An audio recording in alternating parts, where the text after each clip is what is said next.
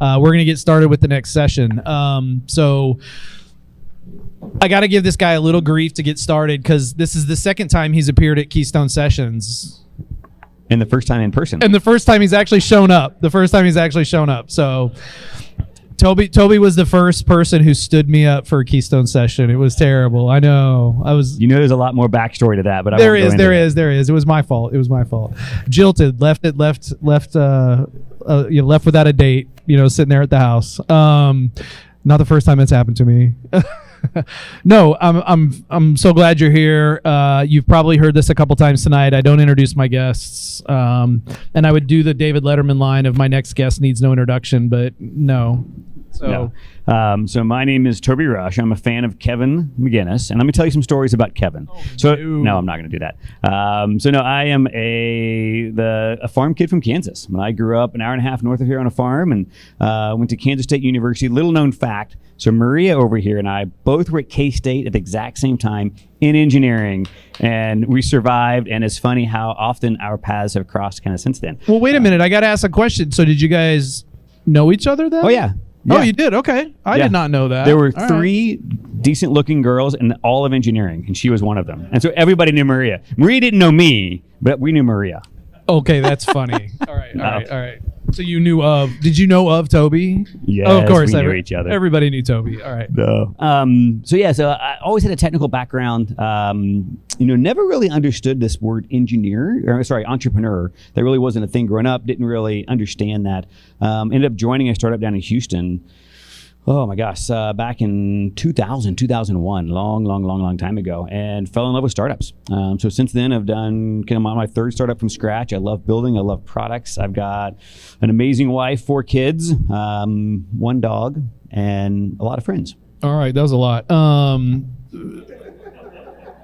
lot of kids? Yeah, I mean, yeah.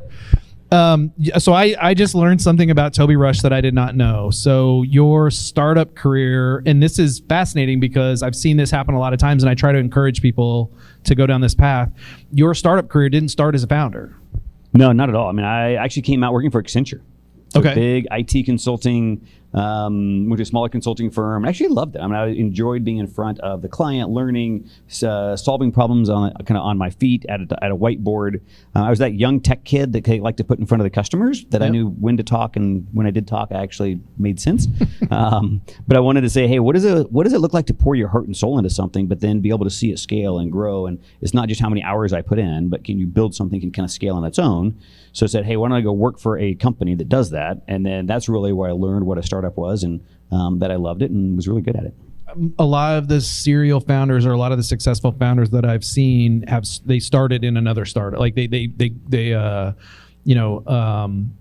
learned the grind, or learned the process, or learned what it was like in somewhere else. No, it is. Like when I go talk to universities, they don't always like me because I actually recommend that. I don't recommend most people go out of school and start a company right away. It's hard. Like even companies, after you've seen it and been a part of a successful company, starting one yourself is really hard. Well, let me ask you. So my advice is very similar, but it's don't go work in a startup right away either. It's go work for a big company. Go learn what it's like to work in a big company. Because I've seen a lot of kids jump into startups and they get wildly, they think that's the world. They think that's how things go. Yeah, I tend to, again, when I do get to give advice, actually do a consulting role, do an Accenture, because it's not just one company. The idea is you spend 6 to 9 months at multiple companies, so spend 2 or 3 years. Yeah, you're on a rotation. Yeah, I don't like consulting as a long-term career. I just think it's a grind. It's all hourly. It's hard to build kind of equity that grows on its own. But consulting gives you that just great perspective. So started in a startup in Houston. In Houston, Texas. All right. And then you migrated your way back to the homeland. What was your first startup as a founder? So crazy timing. 20 years ago this month was my first company. So I moved back to Kansas City in March of 2003. Okay. and started a little company called Rush Tracking Systems. Man, we were so naive and so green. How we survived, truly the grace of God. But we ended up doing tracking technologies, ended up doing a lot like in supply chain, industrial manufacturing, and we realized tracking technologies had a bunch of different applications, but forklifts in particular, and people who drove forklifts, like you think about a big warehouse that's what's called unitized or palletized loads. Those forklift drivers are like race car drivers. Like, right. Damn, they are fast, they're crazy, and they're really good. They can make turns, and like their eye-hand coordination is off the charts. Yeah. But if you tell them to barcode scan the pallet and then barcode scan the bay, they don't want to do it. Barcode scan the pallet, barcode scan the door. They hate doing it. They always mess up the simplest of things. And so we realized if we could put like basically cameras on these forklifts and we put 2D barcodes in the ceiling, we got perfect inventory or perfect accuracy of the forklift. We put a camera on the front of the truck, and we knew what the pallet was. We look at the pallet, find the barcode, scan the barcode, automate all the pickup and put downs. Drivers loved it. Now they could just drive as fast as they wanted, and we tracked all the inventory. Yeah, they didn't care. Right, Yeah. and so we were taking steps out of the process, leveraging what humans did really well and what technology did really well. And took us a few years to figure that out, but we ended up going from 2003 and then sold that in 2009.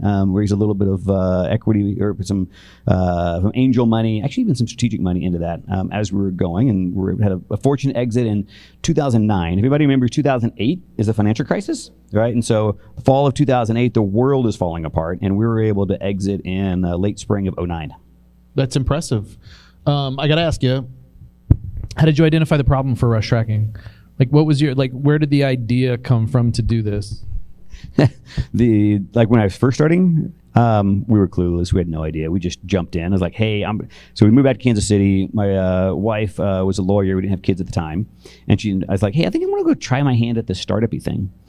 And she's like, well, now's the time, right? Because she was able to work. She made great money. We had no kids. And so I had a little window. And the agreement that we had was that I had to go figure out exactly what it was going to be, what the company needed to be, how it was going to grow, scale, how to make money by the time we had our first kid.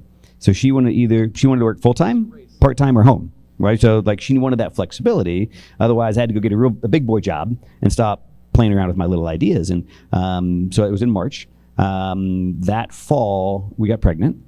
So the pressure was on. We had my first child in May of 2004. Clock is ticking. The clock was ticking very, very quickly. So that intensity and pressure went from general tracking technologies, RFID and computer vision was what I had done at my previous company. And I was like, wow, this is cool. Like, okay, so it was your previous company that had been the seed of, of this RFID, right? So okay. RFID gives all objects in the world a name, right? And so when you can kind of bark out your name when it queried, and so then computer vision was kind of a tight link to that, is kind of how I ended up getting into general supply chain, logistics, industrial manufacturing, and then realizing specifically if we equipped the forklifts, they moved all the stuff. So put the technology on the forklifts, don't put the technology in the building, because buildings are massive, right? And it was always too cost prohibitive. So the aha was, well, don't put the infrastructure in the building, put the infrastructure on the things that are actually moving the inventory. Yeah. Makes total sense now. So March of 2009, spring of 2009, you exit. Yep. And you retire. Yeah. No. Yeah. So no, the private equity that came along, they loved what we were doing, but they saw us what's called a platform company. So hey, we think your idea is great, but at the end, 2009, there's going to be a lot of companies they're going to be able to acquire because the really financial worlds are bad, and so everybody was really stressed financially, and they had a lot of dry powder, had a lot of money yet to invest. And said, hey, Toby, we like your team, we like you, we like your vision. We want to acquire you, but use you as a platform and want you to go buy other companies, right? And so what was really cool was it was almost like my own little MBA, because their folks went in, they had amazing analysts. They would go through they would churn through these data rooms and come back with like this 3-page summary. I'm like, that's fascinating, like all the trend lines and products and, looking at the profit margins and different product lines they had. And so we did diligence on 5 companies and bought 2. Okay. Did not know that. Mm-hmm. All right. Next company. So next company, one of those companies we bought had a CEO that was relatively new to the company. the board was like, hey, we like both of you, but we don't need both of you. Right. And I'm like, I'm kind of ready to transition out, because I was 11 at this time, so it had been 2003, 2011. So I'm getting a little tired. I'm an entrepreneur. I get NC to go try the new thing. So I volunteered to step out. Everybody was happy. A very amicable departure. And as I was looking around for what was next, I'd done a ton of stuff with mobile. Loved computer vision, still love computer vision, so machine vision, computer vision. And so I was networking, just talking to everybody I could, like, hey, what is interesting with computer vision? Who's doing interesting things with mobile? And I had connected with a friend that said, I just heard about there's a piece of technology at UMKC where there's a professor, his name's Dr. Reza Derek-Shani, and he's using regular cameras, computer vision, to look at the blood vessels in the whites of your eyes as a biometric. I'm like, that can't work. No way. No way. No way. But sure, I'll go have a conversation. It's like Star Trek stuff. I know. Yeah. So I go have a conversation with Dr. Shani, and he was really impressive. He was creative. He was entrepreneurial. He was super engaging. And he showed me some of the stuff that he was working on. It's like, that's interesting. The university actually had gotten a consultant to do this big study. I don't know what they spent on it. It wasn't worth it. Because at the end of the study, they came back as, this is a biometric technology, high potential. And biometric technologies are used in military, immigration, and airports, which was true, but you'd never go do a startup there. I mean, I think it's impossible. It's a horrible industry to do a startup. So I looked at it, I'm like, what if we did passwords on smartphones? And they were like, why would anyone do biometrics on smartphones? Because at the time, there was no Touch ID, there was no Face ID, there was not a single device in the market. In fact, you were at Sprint at this time, right? There were no biometrics on smartphones at the time. This is 2011. And I'm like, it just feels like if I could look at my phone and use that camera facing my face to log me in, that just seems right.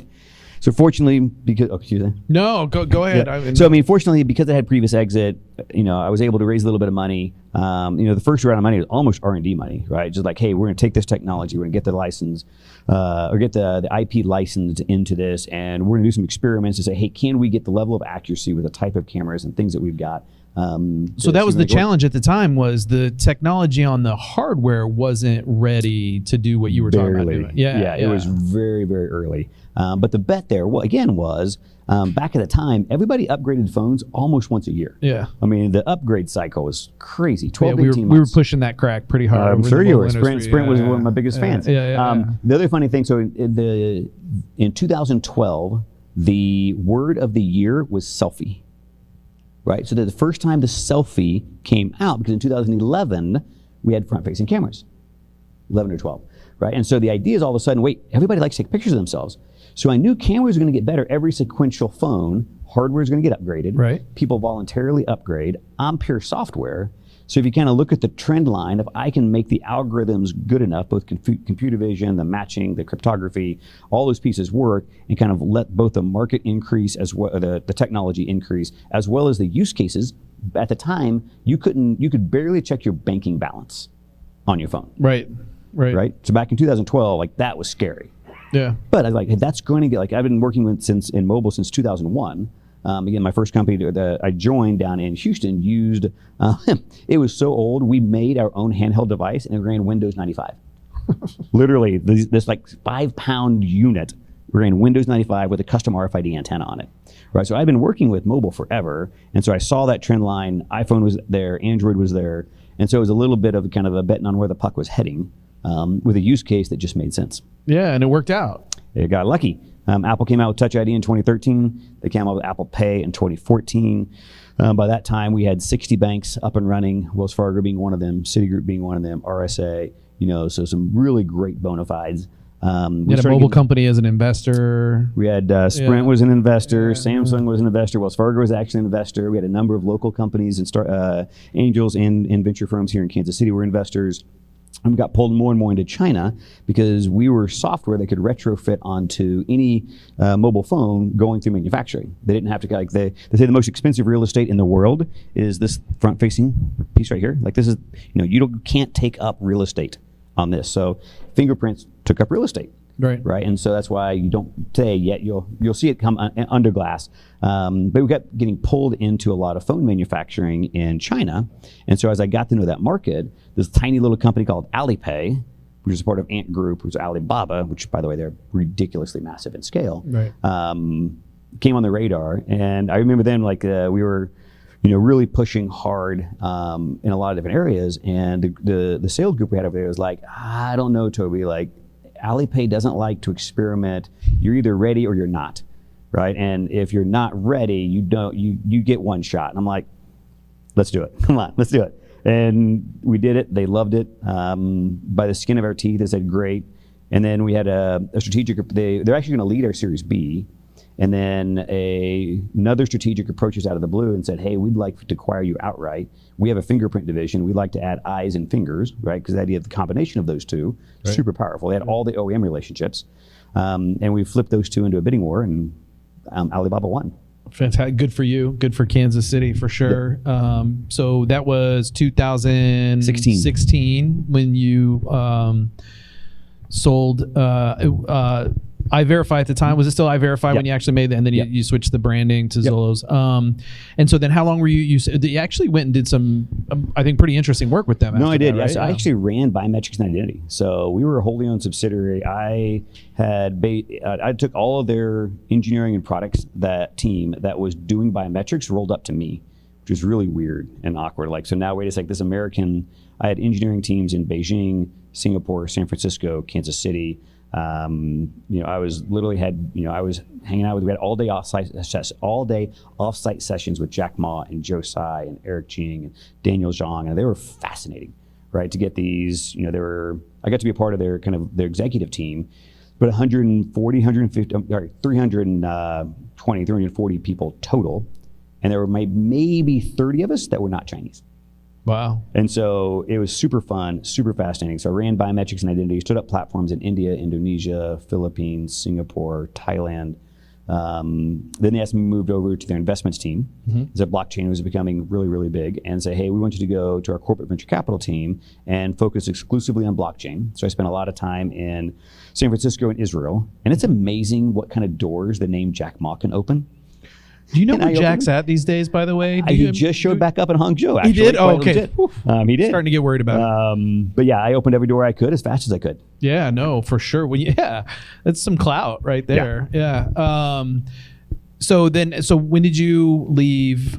Was this Ali? It was technically Ant. So, Ant. Yeah, when think of Ant Financial. Yeah. Think of Alibaba Group like Alphabet. Right, so Alphabet and Google have all these different groups, so they all work together. They're all they used to. They don't now, unfortunately. But at the time, it was Alibaba Group, but technically the financial services division, which is called Ant. Yep. So left that mid 2019, took a little time off, hung out with the family, came back, looked at a couple of different ideas, ended up getting pulled into a project with the private equity. It was about a year-long project. Rolled off that a year and a half ago.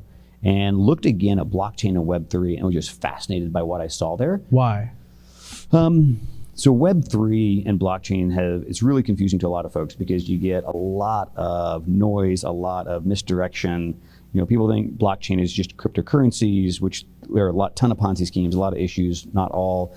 Or they think NFTs are just pictures of board monkeys and pictures of JPEGs.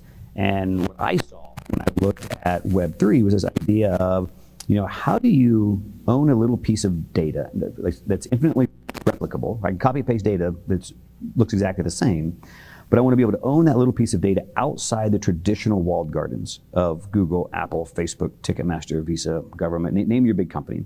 So for 25 years, the way we've built the internet was you go inside someone else's walled garden, and then you can live, and as long as you're inside their walled garden, you're safe. They would set the rules, they would set how things work, they would get all the data, they would get everything that they wanted to operate. But when you came out of that, you had to go back in somebody else's walled garden to be able to operate. But if you could hold this piece of data in an open ecosystem, yet maintain absolute trust, the amount of innovation and unlock that we're going to be able to have, because now we can have little pieces of data that I own, but now other entities, companies, and people can interact with me, but yet have absolute trust in the security, like that fascinated me, continues to fascinate me. Listening to you describe it reminds me of my career at Sprint when we were doing product, and the network guys would come and be like, oh my gosh, we're going to launch this new network. It's called 3G, because we weren't creative about what's 3G stand for? Third generation. It's like, oh, we can't come up with anything better than that.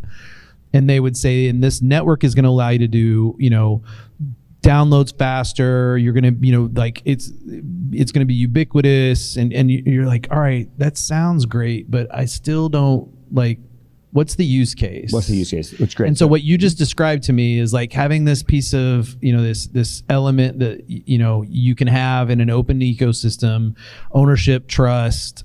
And I'm still like, all right, what does it do? I'll give you some examples. Yeah. So one of the easiest use cases to get your head around is probably tickets, right? So tickets are just a number, right? Just a number. And if that number is ABC123, how do I know you own or I own or now anyone in this room now knows the ticket number is ABC123? There's nothing physical. It's purely a number. How do we know who owns ABC123? Well, today we go to Ticketmaster, and Ticketmaster says, oh, ABC123 belongs to Kevin, right? And Ticketmaster has to control that. But if you could own that ticket as an NFT and it's held in your wallet, here's some of the things that it can kind of open up in addition to that. So say I'm going to go to, people love to use Taylor Swift as a concert, so I'll use Taylor Swift. So I'm going to go to Taylor Swift Too concerts. soon. I know. So I'm going to go to the Taylor Swift concert, and Spotify just opened up what's called a token-gated playlist. So if that ticket were an NFT, and I could hold that NFT, I could go to Spotify and say, hey, I've got a ticket to the Taylor Swift concert, and 2 weeks before the Kansas City show, they open up 2 videos from Taylor Swift, say, hey, Kansas City, excited to come see you. Here's a glimpse of what you're going to get. And only people who have a ticket can even go see that. Okay, that's kind of cool, right? You get a token-gated playlist. But Spotify doesn't have to integrate with Ticketmaster. They didn't need permission from Ticketmaster because I own that myself, right? But now I have that NFT. I go to the show. I use the NFT to get in. Maybe, in fact, before the show, I'm going to take the NFT and you give that to me, right? Well, now I have it in my wallet. You don't. Right, so now I have access. My daughter would kill me if I gave you that NFT. Seriously. But you do that for me, right? No. No, okay, you would. So now I use it in the show. After the show, there's an after event party, but only ticket holders can go. Well, how does the event producer know who has a ticket? How do you prove it's not a fake? It's a piece of paper. We all know the ticket's ABC123, but if I have a wallet, right? They can say, no, this is an NFT. There's one of them. I own this wallet. I control this wallet. I can get into this side event. They also in Spotify, they released the entire set that she played in order. And so now I have the playlist of that concert. I can also go to her Shopify store, and there is a branded Kansas City Taylor Swift t-shirt that I can get for free if I hold the ticket. Right? So all these things and these innovations can happen because I hold the ticket. None of those people had to go ask Ticketmaster for permission. Is like, or who has this ticket now? Where did it go? Right? It's simple permission of, oh, this person has this ticket. And so any other brands that want to engage with that person, any of these unlocks, and that's a really simple example. We're going to have, think certificates, credentials. You go to school, you have credentials for passing a class, a marriage certificate, your keys to your car. Right, so why aren't your keys? Your phone opens your car now. Why isn't that an NFT? I can give you a 2-hour link to my car, the keys to my car, keys to my house. If these are simply NFTs that can be trusted because they're on a blockchain and I possess one, I can give you temporary access. I think we are barely scratching the surface of knowing the underpinning of what NFTs will be able to do. We won't call them NFTs, by the way. It's a digital key. It's a digital ticket. We go listen to songs on Spotify. We don't say, hey, can you go listen to the MP3? No. Yeah, so part of this is branding because I think NFTs have gotten like people Terrible have names. a thing that they it's like crypto, like NFTs. Like people have this thing that they associate it with now. So now it's gonna be a branding race as to who can brand the utility in a way that resonates with. Right. It'll be industry specific, right? So a digital ticket is different than a key to my car. Right. Is different than the credentials that show that I actually graduated from Kansas State University and I had this degree and I took these classes, or I went to Code Academy and I actually passed with these kind of grades. I mean, there's all sorts of things. As the world moves more digital, we need to be able to maintain trust and confidence, but yet do it in an open ecosystem. I feel like there's 2 things that just came out of this. For one, thank you for the use cases because it really helps, I think. You guys familiar with Toro? I think the new like rental car, like where you rent your car to someone. Yep. That just makes more sense to me now all of a sudden. Easy. And I learned that you're a Swiftie. That's kind of cool. All in one like fell swoop, one conversation. And if you guys don't know what a Swiftie is, then you've had your head in the sand. So you were fascinated by the technology. You were fascinated by the market opportunity that what was presented by the technology. But so what was the next step for you to decide then what are you going to do with it? What do you want to do? So I looked at probably 3 or 4 different ideas that I thought and continue to think are fascinating NFT use cases. And as I started laying out kind of the business plan and the model and the approach, the friction that I ran into to onboard and to continue to engage around Web3 technologies, I'm like, there's no way.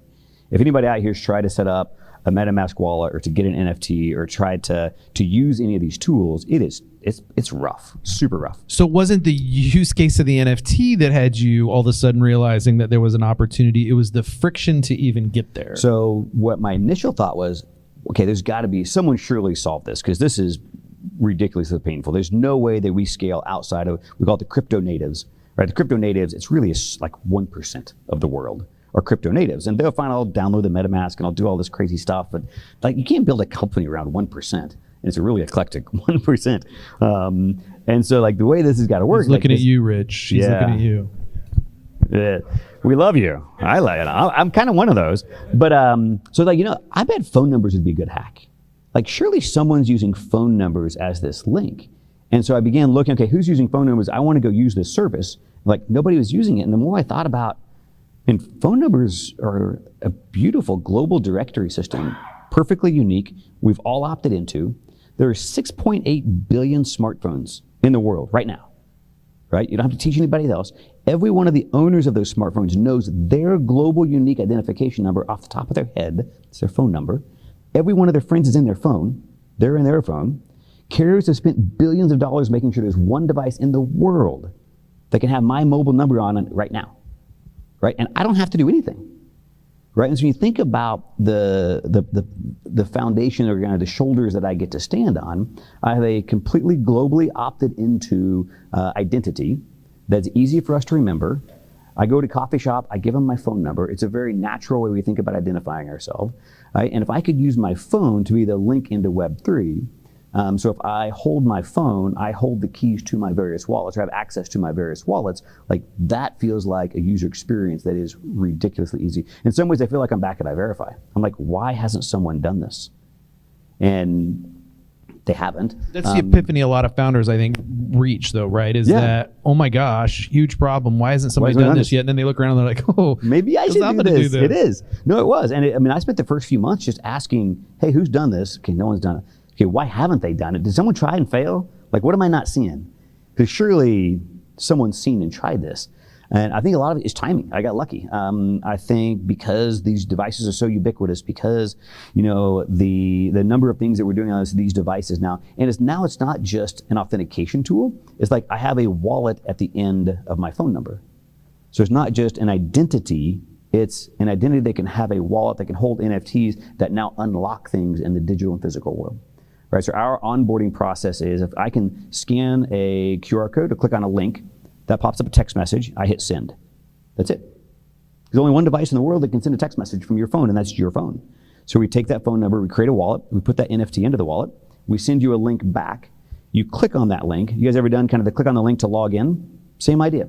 Click on the link, it's called OAuth. We log them into an app, they land in a web app, on the page they want with a web wallet and an NFT ready to engage. They clicked on a link, actually scan a QR code, send a text message, and clicked on a link. All they had to do. Yeah, you didn't shatter any paradigms. You basically use existing paradigms to just like, Just like the forklift drivers. Take the barcoding out, let them drive. Right? We all know, I pressure tested this on my mom. I don't know if my mom's ever gonna watch this. I'm like, Mom, how many 10-digit numbers do you know? I'm like, what do you mean? Like, well, do you know your phone number? Of course I know my phone number, Toby.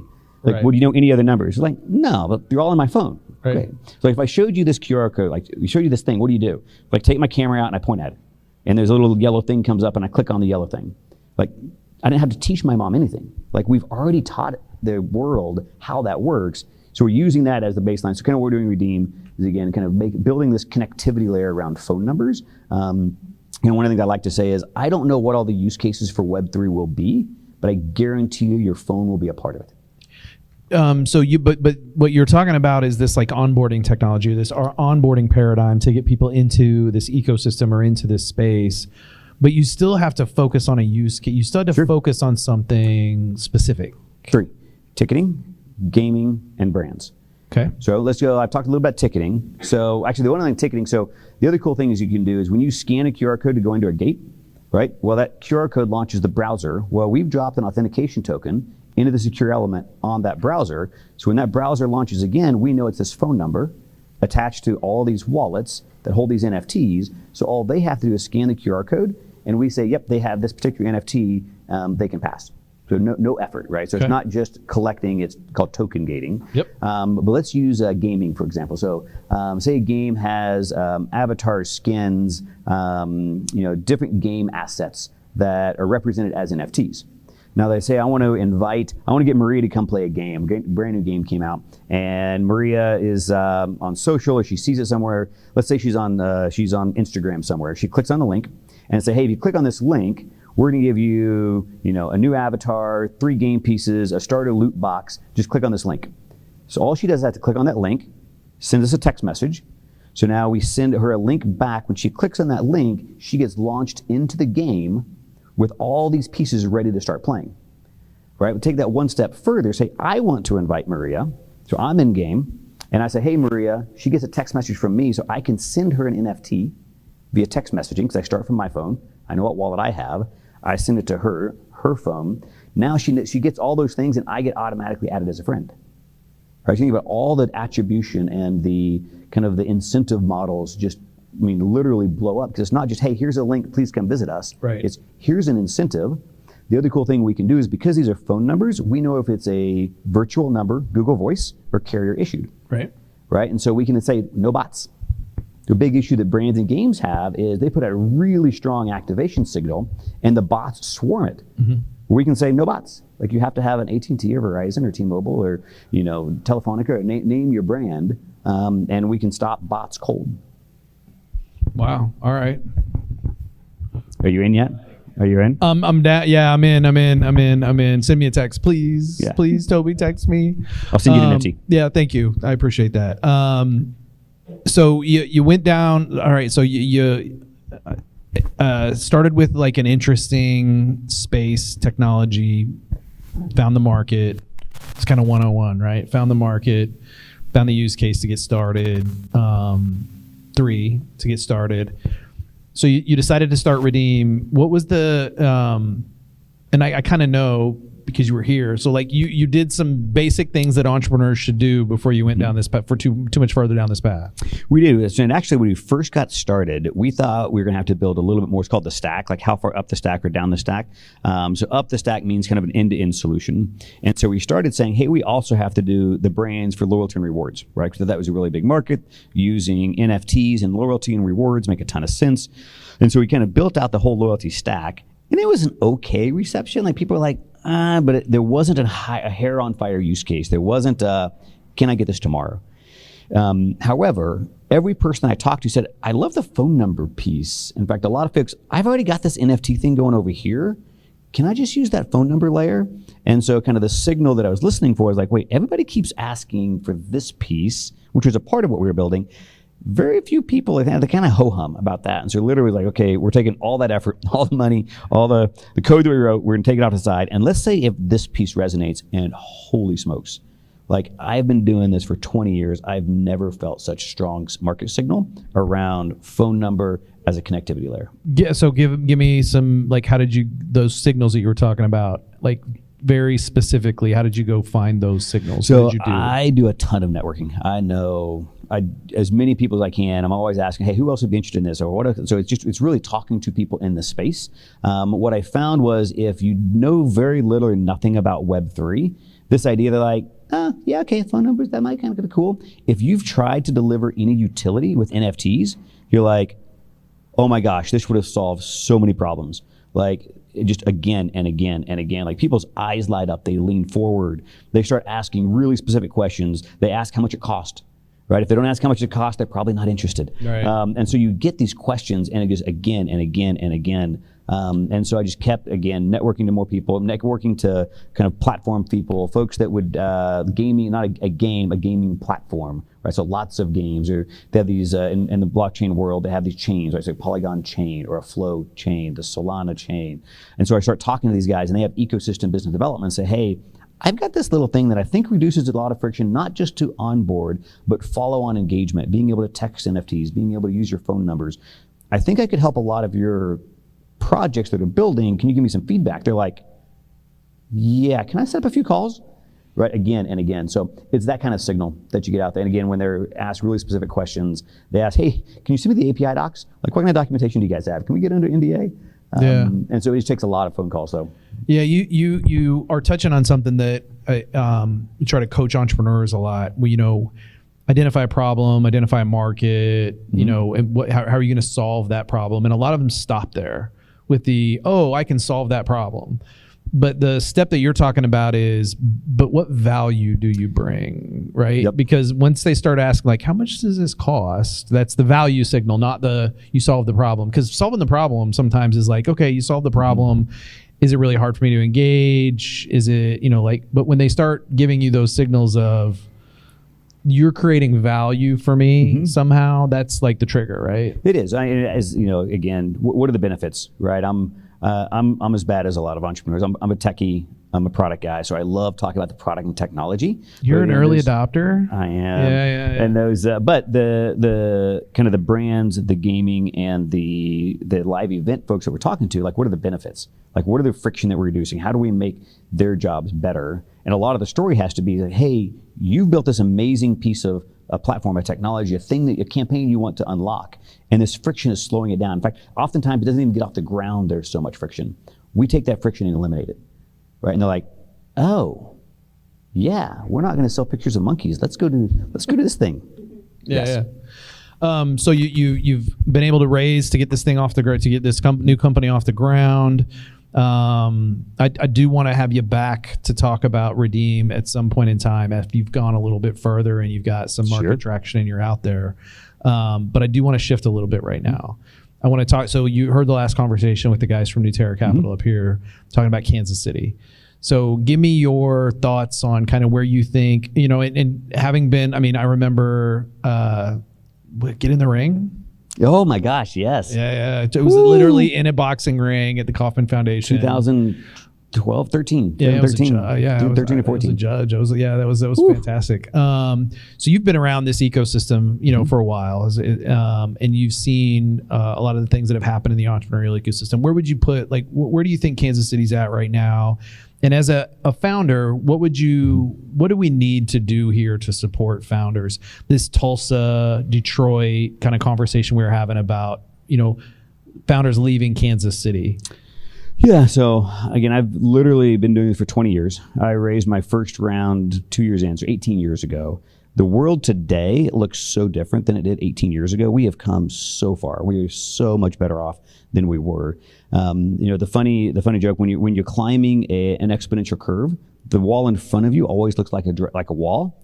The road behind you looks flat, no matter where you're at on the curve, right? And so I guess have a little bit of a benefit of I'm super jazzed about where we're at. I think we've come so far.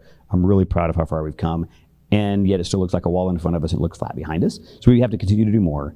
I think the capital stack, right, from angel to seed to A to B to later stage private equity, we have that full stack. People always want more. I look at some of the stuff that Tulsa's doing, Tulsa probably in particular, and they had a big family, they have a lot of money, and they're going to throw at it. Those are going to come and those are going to go, right? We got to don't let that noise distract us, to be honest. That money can't last forever. And good for them, a family stepped in and said, hey, we want to supercharge our ecosystem. Awesome, good luck. What we have to do is just keep building good companies that build great teams. So one of the things I'm probably most proud of is the number of companies that have started for people who used to work for me, right? I think we're up to 6 now, right? And so when you see people that they see how it's done, they understand it, they like it, they want to go do it themselves, they go out and start their own companies, and you kind of get those coaching trees, if you will, of startups. Like way to keep doing. The connectivity is huge. One thing that we don't do really well in Kansas City is having spaces and places to connect. Like this is a great example. This is awesome that we do this. We need more of this because there's not enough. Because it's those serendipitous collisions. It's the relationships. It's, I always say, like, businesses move at the speed of relationships, and relationships move at the speed of trust. Right, and so when I want to, like, if I came to you, Kevin, like, hey, Kevin, can you introduce me to, John Smith over there, right? You're like, oh yeah, because we have trust.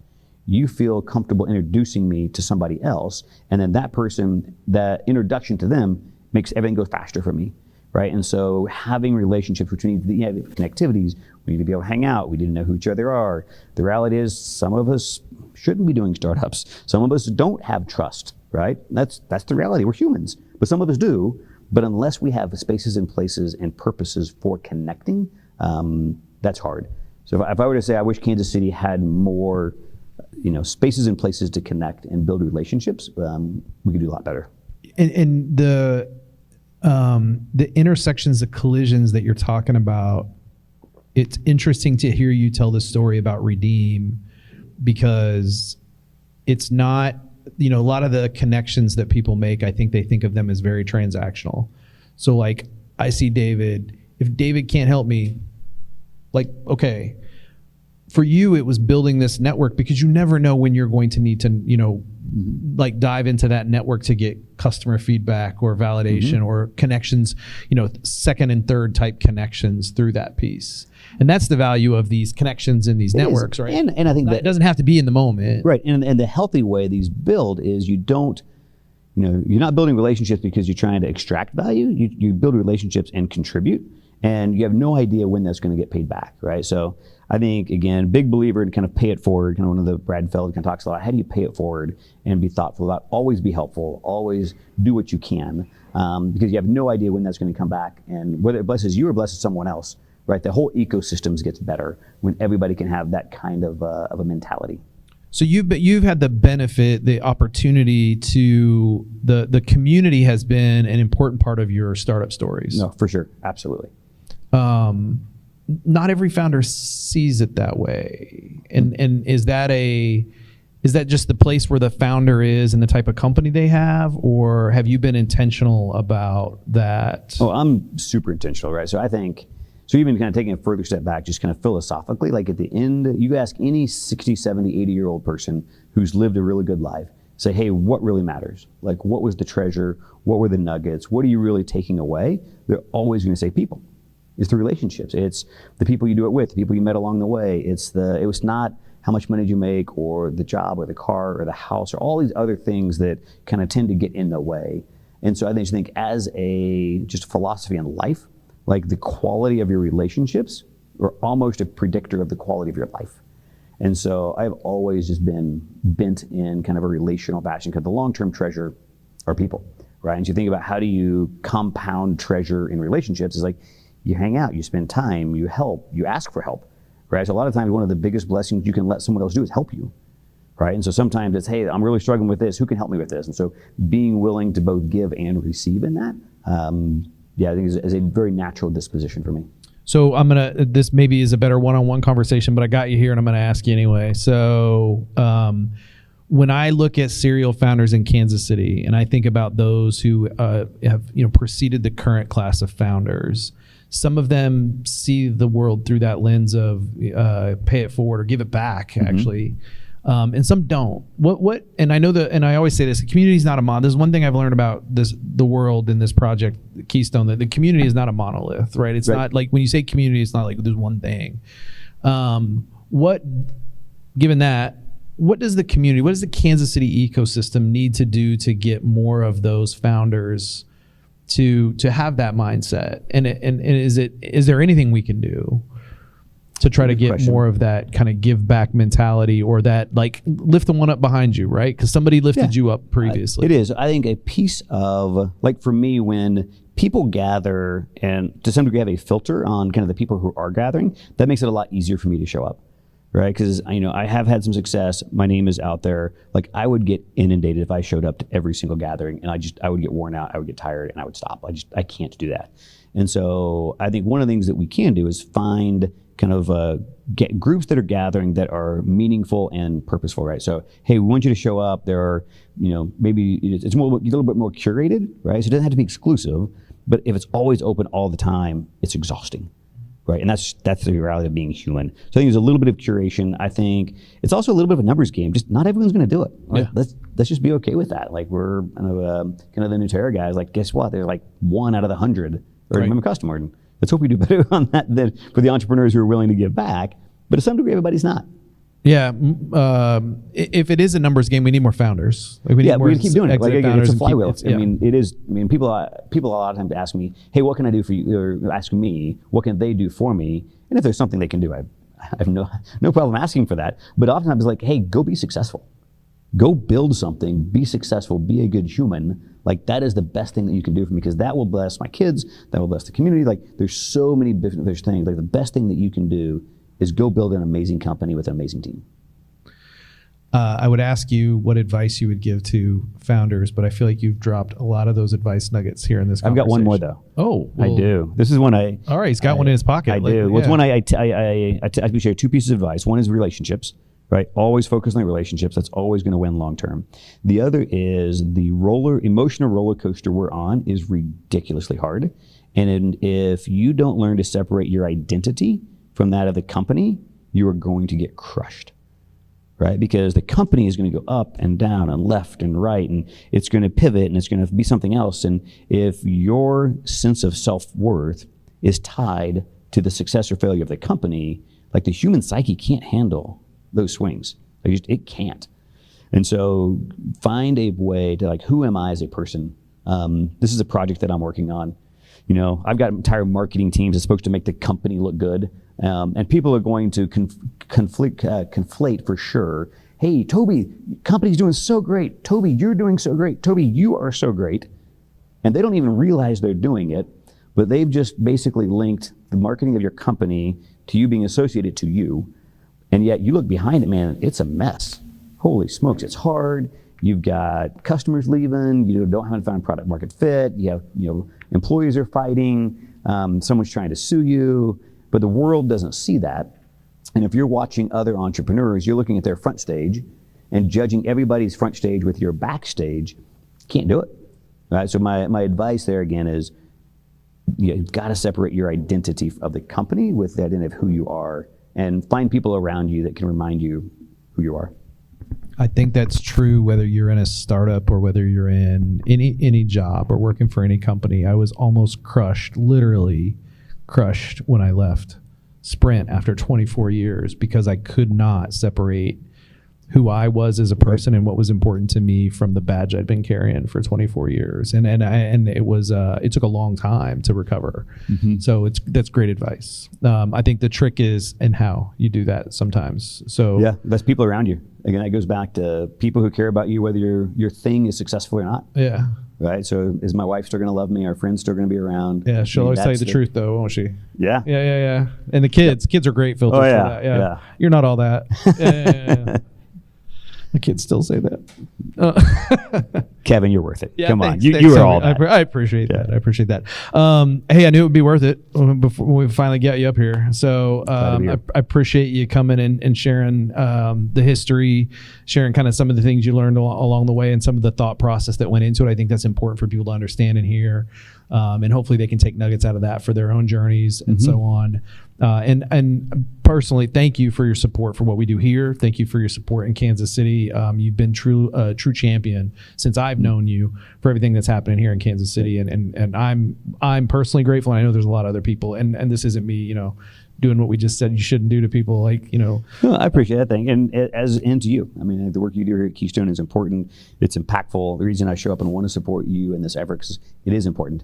And again, many hands make light work, and just the journey is more fun when you're in it together. Facts. Yeah, for sure. Well, thanks, Toby. I appreciate you. And do come back when things get really ramped up and you're on that hockey stick curve with Redeem? Will do. All right. Hopefully sooner rather than later. I'll take you up on that too. We'll book you, June, July? Give me a little more than that. Okay. All right. We'll give you a little more time than Okay. that. All right. Thanks, man. Appreciate it. Awesome.